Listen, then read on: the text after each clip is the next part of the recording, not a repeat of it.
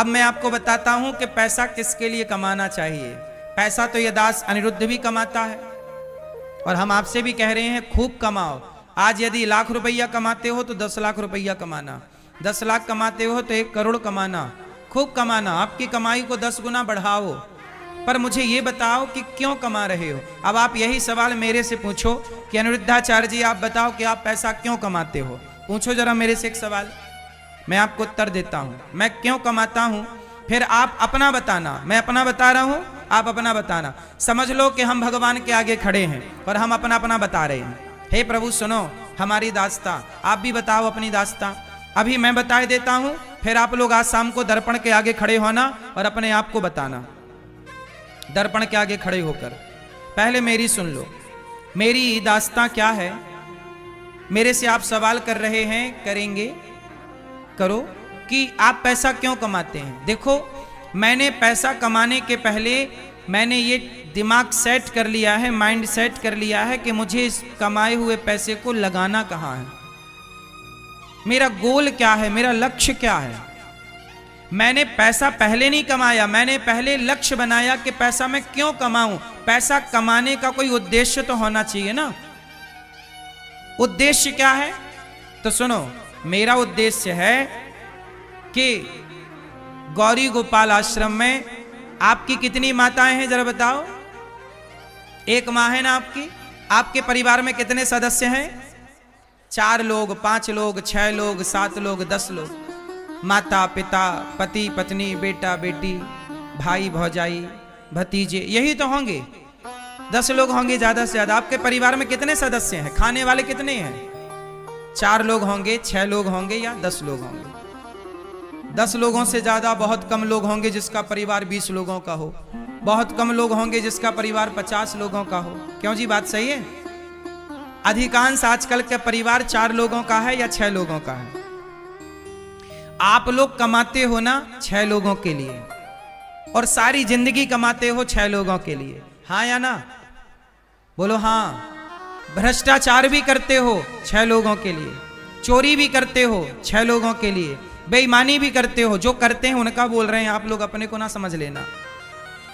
कुछ लोग बेईमानी करते हैं 6 लोगों के लिए, पाप करते हैं 6 लोगों के लिए, हाँ या ना? परिवार में 6 लोग ही तो हैं। सारी जिंदगी कमाते हैं 6 लोगों के लिए और फिर भी कमा के भी परेशान है।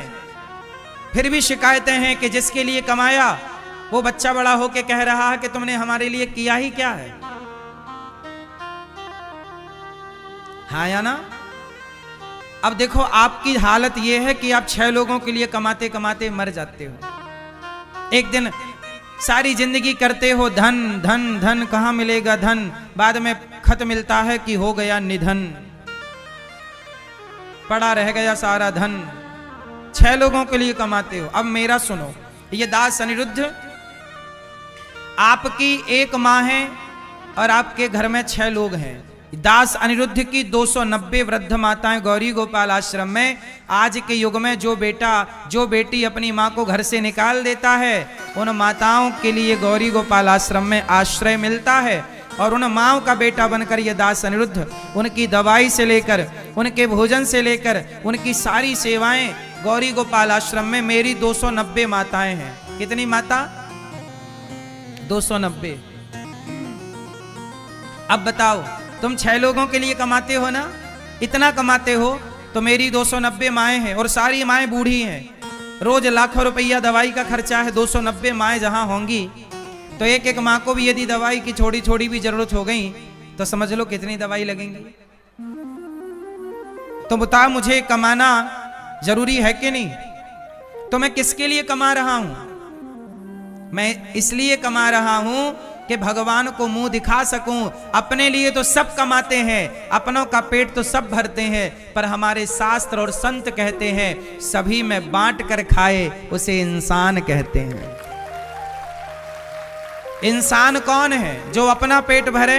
अपना पेट तो कुत्ता भी भर रहा है, अपना पेट तो बिल्ली भी भर रही है, और अपने बच्चों का पालन तो बिल्ली और कुत्ता और चिड़िया भी कर रही है।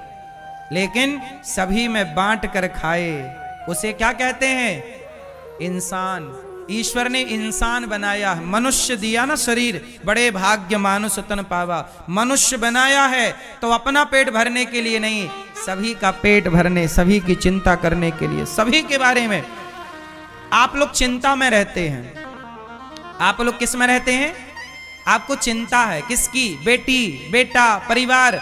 अनिरुद्धाचार्य को चिंता नहीं है। क्यों?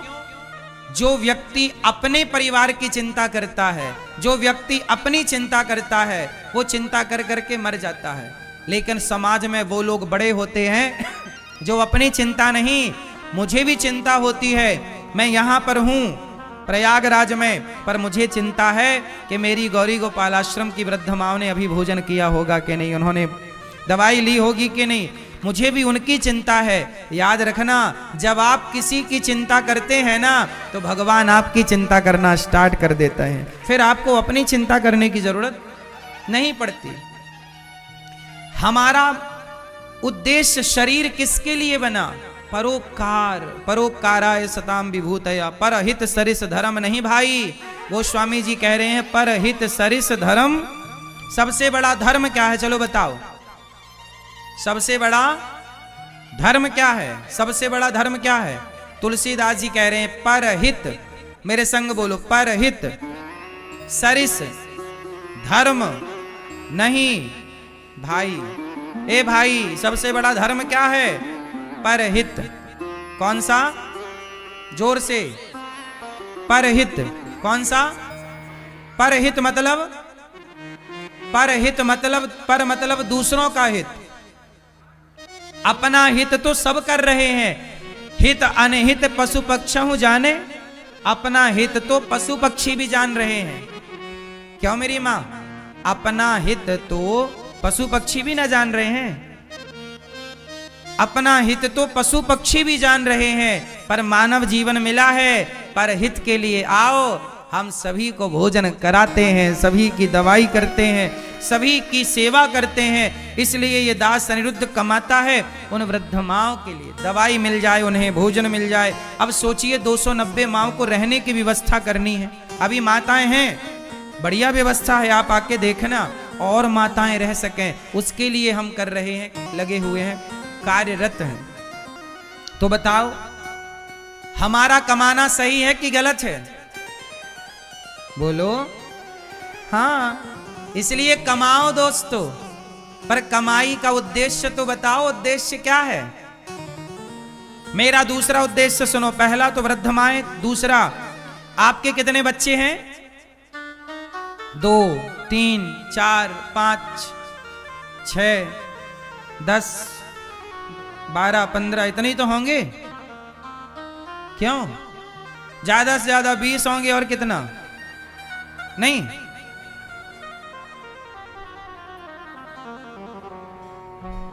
20 बच्चे नहीं है किसी के? अरे भाई, रिकॉर्ड तोड़ो। सोचो, आपके 2, 4 या 6 बच्चे हैं, और आप उन बच्चों के लिए, 2-4 बच्चों के लिए काम करते हो, पढ़ाते लिखाते योग्य बनाते। आपको चिंता कितने बच्चों की है? 2-4 बच्चों की। उन्हें स्कूल भेजना, फीस जमा करना, ड्रेस लेना, कपड़े लेना, उनकी जरूरतें, उनकी इच्छाएं पूरी करना। लेकिन गौरी गोपाल आश्रम में गुरुकुल है, गौरी गोपाल गुरुकुल, वहां 150 बच्चे पढ़ते हैं। उन बच्चों का पढ़ना लिखना, खाना पीना, रहना सब निःशुल्क है। सब ये दास अनिरुद्ध आप लोगों से भिक्षा मांग मांग कर उन बच्चों को पढ़ाता लिखाता है। 150 बच्चे पढ़ रहे हैं गौरी गोपाल गुरुकुल में। उनको भोजन, उनको दूध, उनका कपड़ा, उनके किताब, उनके कॉपी, उनकी कलम, सब कुछ। अब बताइए, आप 2 बच्चों के लिए कमाते हैं, ये दास 150 बच्चों के लिए कमा रहा है। बताओ, हमारा कमाना सही है कि गलत है? इसलिए हम काम ज्यादा करते हैं आप लोगों से। ज्यादा पैसा कमाना चाहिए मेरी माँ। बच्चों को कहो बेटा ज्यादा कमाओ, पर पहले ये मुझे बता दो कि कमा किसके लिए रहे हो, किसके लिए कमा रहे हो? बड़ी बात नहीं है साहब अपने बच्चों का पेट भर देना। स्वयं भूखे रहकर किसी को भोजन कराना ये पुण्य है। दूसरे की थाली से रोटी उठाकर अपने बच्चों की थाली में डाल देना ये बड़ी बात नहीं है, लेकिन अपने बच्चों की अपनी थाली की रोटी उठाकर किसी दूसरे की थाली में रख देना ये बड़ी बात है।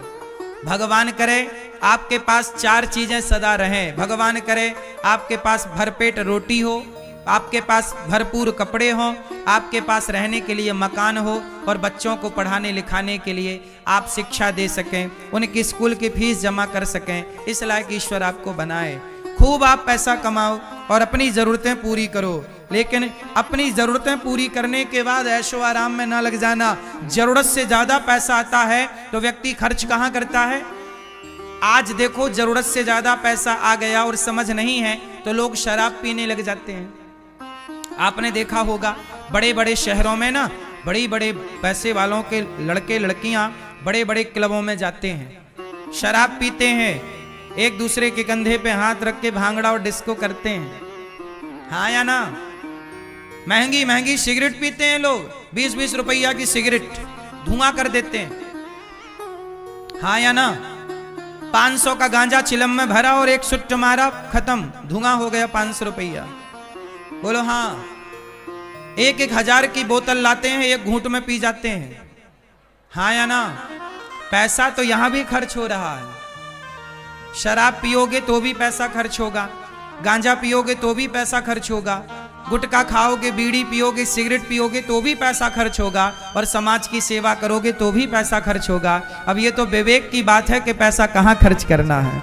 यही तो विवेक है, यही तो बुद्धि है कि पैसा खर्च कहाँ। आजकल लोगों को ना पैसा खर्च करना नहीं आता, वो गलत जगह खर्च करने लग जाते हैं। पैसा आया तो महंगी शराब पीने लग जाते हैं, पैसा आया तो वैश्याओं के घर जाने लग जाते हैं, मुजरा देखने लग जाते हैं।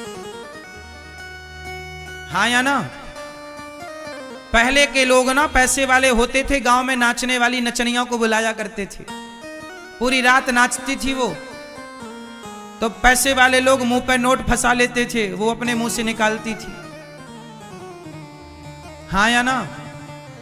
पैसा तो यहां भी बर्बाद हो सकता है, इसलिए कोशिश करिए बच्चों को पहले ये बताओ कि बेटा तुम्हें पैसा क्यों कमा। आप लोग कहते हो बेटा पैसा कमाओ, बेटा पैसा कमाओ, नहीं, पहले बच्चों को ये बताओ कि बेटा पैसा क्यों कमाना है। आप लोगों ने बच्चों को क्या सिखाया? बेटा पैसा कमाओ, पैसा कमाओ। अरे पैसा कमाओ, बच्चे पैसा कमा लेंगे, क्या बड़ी बात है। उन्हें ये तो बताओ कि पैसा क्यों कमाना है, उद्देश्य क्या है, लक्ष्य क्या है। क्यों, बात सही है कि गलत है? यदि आपके पास लक्ष्य नहीं है तो पैसा कमाने का फिर आदमी, देखो पैसा तो आदमी मर्डर करके भी तो पैसा कमा रहा है। 5 लाख रुपया लेता है और मर्डर कर देता है, सुपारी जिसे कहते हैं, मारने की सुपारी भी लोग लेते देते हैं। तो पैसा तो लोग कमा रहे हैं मर्डर करके भी। हाँ या ना? पैसा तो लोग बेईमानी का भी कमा रहे हैं। तो पैसा, पहले तो ये देखो कि हम पैसा कमा कैसे रहे हैं, बेईमानी से या ईमानदारी से, पहला। दूसरा ये देखो कि जो कमा रहे हैं वो जा कहां रहा। यदि मैं आपको गारंटी लेता हूं मेरी मां, यदि तुम्हारा पैसा समाज की सेवा में जाने लग गया ना, तो कभी डॉक्टर के घर, वकील के घर, कोर्ट कचहरी में कभी तुम्हारा पैसा खर्च नहीं होगा। तुमने ईमानदारी से कमाया है और समाज की सेवा की है, तुम्हारा पैसा कभी गलत जगह जा ही नहीं सकता। वरना लोगों का पैसा डॉक्टर खर्च कर लेते हैं, सारा पैसा बीमारी में चला गया। कहां चला गया? जब तुम किसी भूखे को रोटी ना खवाओगे, जब तुम किसी प्यासे के बारे में ना सोचोगे, तो तुम्हारा पैसा तो बीमारी में जाएगा ना। पैसा तो जाएगा, तुम्हारे बाप में ताकत नहीं है कि पैसे को पकड़ के रख सके। पैसा मतलब लक्ष्मी तो चंचल है ना, चाहे डॉक्टर के घर जाएगी, चाहे कोर्ट कचहरी में जाएगी, या तो समाज की सेवा में खर्च होगा। धन खर्च होगा समाज की सेवा में। इसलिए कहता हूं गौरी गोपाल अन्य क्षेत्र बंटवाओ, आप भी माताओं की सेवा में। गौरी गोपाल गुरुकुल में बच्चे पढ़ते हैं, एक बेटे को आप गोद ले लो, एक बेटे के आप माँ बाप बनो, सेवा करो। पैसा अच्छी जगह लगेगा ना, लक्ष्मी माता रुकेंगी, सदा रहेंगी। तुम्हारे विचार अच्छे होंगे, तुम्हारी बुद्धि अच्छी होगी, कभी डिप्रेशन नहीं होगा, तनाव नहीं होगा, जीवन प्रसन्नता से गुजारोगे, वरना आदमी रो ही रहा है, रो ही रहा है, जब देखो रो रहा। क्या है रो रहा भैया? परेशान है महाराज, सब कुछ है फिर भी परेशान क्यों? क्योंकि पुण्य नहीं है, धर्म नहीं है। क्या नहीं है मेरी मां? उद्देश्य नहीं है। राजा परीक्षित को कलयुग ने कहा कि महाराज मैं कहां रहूं। राजा परीक्षित जी ने कलयुग को रहने के 4 कमरे बनवाए। कलयुग कहां रहता मैया? मैया, ओ मैया, लाल मैया, मैया, मैया, जा रही हो मेरी मां? टाटा तो कर लो। कलयुग कहां रहता है? हैं? कहा मैया तुम्हारे सिर पे कलयुग है? कलयुग कहां रहता है? कहां? अच्छा बताओ, जहां एसी की ठंडक हो, एसी की हवा हो, क्या वहां गर्मी रह सकती है? बोलो। जहां एसी की कूलिंग हो, एसी की ठंडी हवा हो, क्या वहां गर्मी हो सकती है? बोलो। हाँ, जहां एसी की ठंडी हवा हो वहां गर्मी नहीं रह सकती। उसी तरह जहां भगवान का कीर्तन हो, भगवान की कथा हो, वहां कभी कलयुग नहीं रह सकता। कलयुग वहां रहता है जहां कीर्तन नहीं है, जहां कथा नहीं है, जहां संतों के चरण नहीं है, वहां कलयुग रहता है। बात समझ में आई? कलयुग कहां रहता है? जहां कथा नहीं है, जहां कीर्तन नहीं है।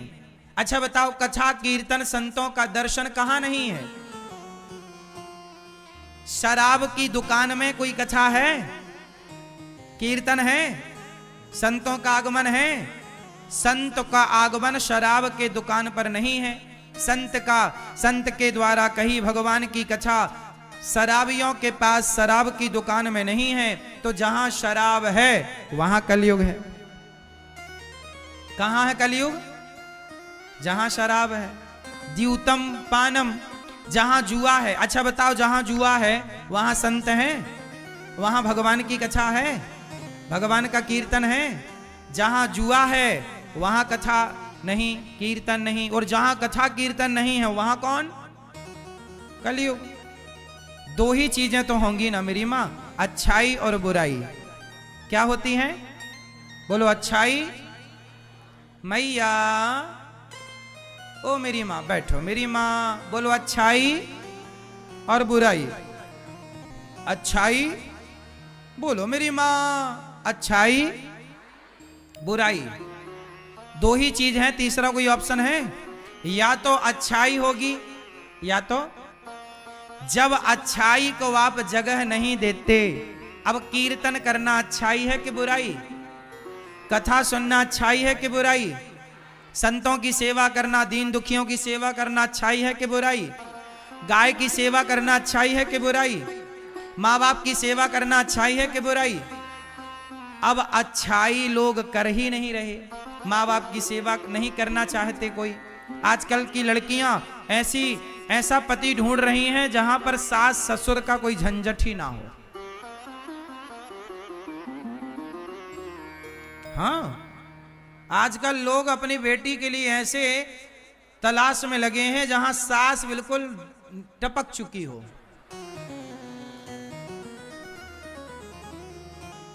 हाँ, सास चाहिए ही नहीं आज की छोरियों को। सही है? हाँ, तुम अपनी बेटियों को संस्कार तो देती नहीं हो। जरा कुछ हुआ, मां और सास ने हमें ऐसा कह दिया, अरे सास कितनी हिम्मत, चल आजा मेरे घर, तेरे लिए दरवाजे बंद हो गए क्या, आजा। ले बेटी को बुला लिया, और बेटी को बुला लिया और बताओ, अरे भाई तुम स्त्री हो, तुम मां हो, तुम्हारी बेटी ससुराल गई है। ससुराल के लोगों को समझने में थोड़ा वक्त लगेगा। सबके घर में खटपट होती है। छोटी सी बात का मतलब ये नहीं कि तुम बुला के घर में बिठा लो बेटी को। बेटी को ये बताओ कि बेटा जीवन के ये संघर्ष तो खुद को ही करने हैं। इस दुख सुख से खुद को ही निकलना है, आगे बढ़ना है। आजकल की मां तो कह देती है, बेटा 20 लाख रुपए दे रही हूं, दामाद जी बेटी संभाल के रखना, कोई दिक्कत हुई तो बेटी बताना, हम गुंडे भिजवाएंगे। आजकल मम्मियां गुंडा भिजवा देती हैं, दामाद की हो जाती है पिटाई।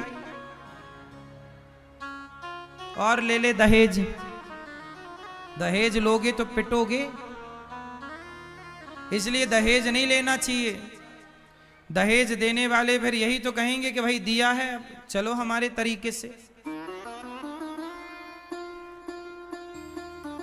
तो कुल मिलाकर के हमने पूरी व्यवस्थाएं बिगाड़ ली। जहां सत्संग है, भगवान की कथा है, समाज की सेवा है, सेवा का भाव है, वहां कलयुग का क्या काम।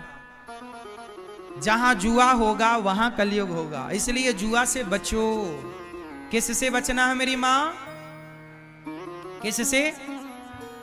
जुआ नहीं खेलना। आप लोग खेलते जुआ? खेलते मैया? आजकल तो मैया लोग भी लूडो खेलने लग गई हैं, दिन भर मोबाइल में चलता रहता। मैयाएं भी आजकल जुआ खेलने लग गई। द्यूतम, ए मैया हो गई पंचायत मेरी मां। कलयुग का पहला ठिकाना है जुआ, दूसरा ठिकाना पानम, शराब। शराब पीते हो आप लोग? मैया इधर चली मैं उधर चली, पता नहीं मैं किधर चली। कहां चली मेरी मां? शराब पीती हो? हाँ, हाँ, शराब पीती हो? मैया कह रही है पीती हूं।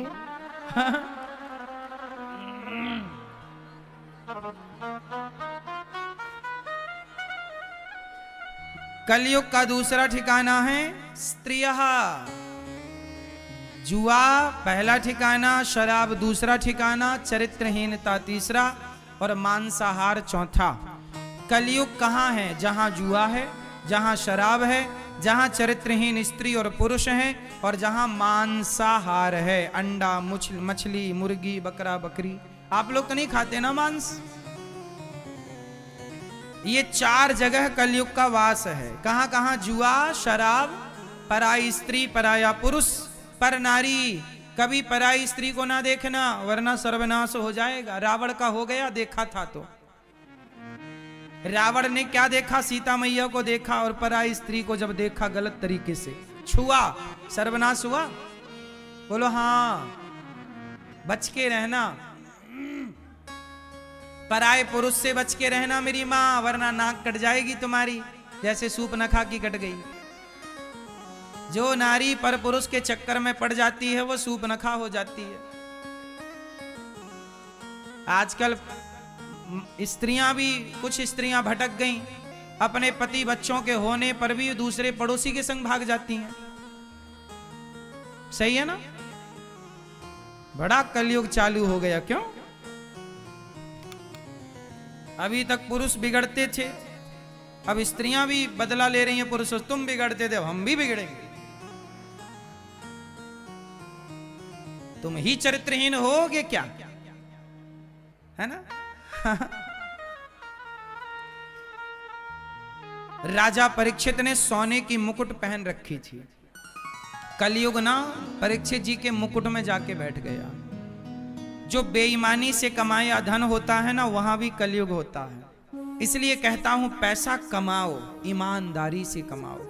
बेईमानी से पैसा 1 रुपया आ जाएगा ना, तुम्हारी रातों की नींद हराम ना कर दे, बेईमानी का पैसा तो कह देना। तुम्हारे घर में विवाद खड़ा ना कर दे, बेईमानी का पैसा तो कह देना। कोशिश करो कि 1 रुपए बेईमानी का ना आए। ज्यादा लालच मत करो भाई, जितना है वो कम थोड़ी है। अच्छा बताओ, आप लोग गरीब हो कि अमीर हो? कितने लोग गरीब हैं? हाथ उठा के हमें दर्शन दो। गरीब कौन है? जो गरीब हैं हाथ उठाएं। जो गरीब हैं वो हाथ उठाएं, पूरा पूरा हाथ। आज तुम्हें अमीर ना बना दिया तो कहना बस दर्शन दे दो। गरीब हो? क्यों भैया गरीब हो? चलो चलो बताओ, लोग कहते हैं हम बड़े गरीब हैं। अच्छा चलो मुझे बताओ, यदि आप गरीब हैं तो ये बताओ, आपकी एक आंख कितने की होगी बाजार में कीमत? क्यों भैया, आप बोल रहे थे ना गरीब हैं, ये आंख कितने की बिकेगी आपकी यदि आप बेचना चाहो तो? 1 लाख रुपए की के 10 लाख की के 50 लाख की के 2 करोड़ की? अच्छा, करोड़ों रुपए की आंख बिक सकती है कि नहीं? बात उत्तर दो, सही है कि गलत है? 1 करोड़ की कम से कम एक आंख तो बिक सकती है यदि कोई बेचना चाहे तो। बात सही है, हाँ या ना? तो 2 आंख कितने की हो गई? वैसे आंखें तो अनमोल हैं, 2 करोड़ क्या 10 करोड़ भी है ना, 10 करोड़ में भी बिक जाए, इसमें आश्चर्य क्या है? लेकिन फिर भी सामान्य कीमत करोड़ों की तो एक आंख है, 2 आंख 2 करोड़ की हो गई। अच्छा ये बताओ, आपकी किडनी कितने की बिक सकती है?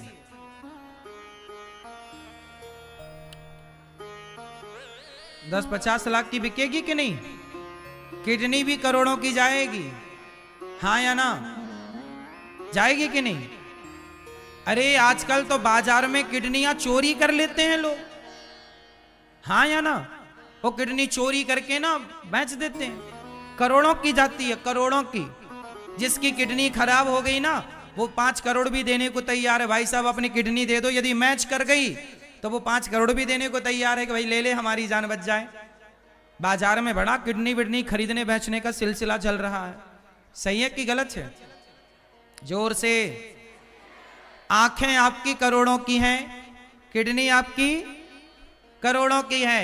आप अपने घुटने की कटोरी बेचोगे, कितने की बिकेगी? लोग घुटने की कटोरी डलवाते हैं ना, घुटने खराब हो गए, डॉक्टर साहब जरा कटोरी डाल दो। सब कुछ बिकता है शरीर में, हाँ या ना? मेरी मां, आप कहते हो हम गरीब हैं, ये बताओ आप लोग चप्पल जूता कहां पहनते हो? पांव में कहां पहनते हो? बोलो जोर से। लेकिन मैंने उन लोगों को देखा है जो चप्पल हाथ में पहनकर घिसटते हैं। आपने देखा कि नहीं? किस किस ने देखा है? देखा है ना? कुछ लोगों को हमने देखा है चप्पल हाथ में पहनकर, जो चप्पल पांव में पहनने की है लोग उसे कहां पहन रहे हैं? हाथ में। गरीब वो लोग हैं जिनके पास चप्पल पहनने को पांव नहीं है। आप तो बहुत अमीर है ना, पांव दिए विधाता ने। गरीब वो हैं जो अपने हाथ से उठाकर पानी नहीं पी सकते, आप तो दूसरों को भी पानी पिला सकते हो अपने हाथों से, आप अमीर हो। गरीब वो हैं जो अपनी आंखों से देख नहीं सकते, सड़क पार करना हो तो दूसरों का सहारा लेने की जरूरत पड़ती है, कम से कम आप तो अपनी आंखों से देखते हो ना। गरीब वो हैं जिनके कानों में सुनाई नहीं पड़ रहा। आप तो बढ़िया सुन रहे हो भगवान की कथा। इसलिए मेरी मां, ये गलत फहमी पाल ली लोगों ने कि हम गरीब हैं। जिसके पास देखने को आंख है, सुनने को कान है, बोलने को भगवान का नाम सुंदर वाणी, आप चल कर के तीर्थ राज प्रयाग में आए हैं कुंभ के पावन पर्व में, गरीब कैसे हो सकते हैं आप? गंगा मैया ने बुलाया है आपको, गंगा मैया में डुबकी लगा रहे हो, आप कैसे गरीब हो?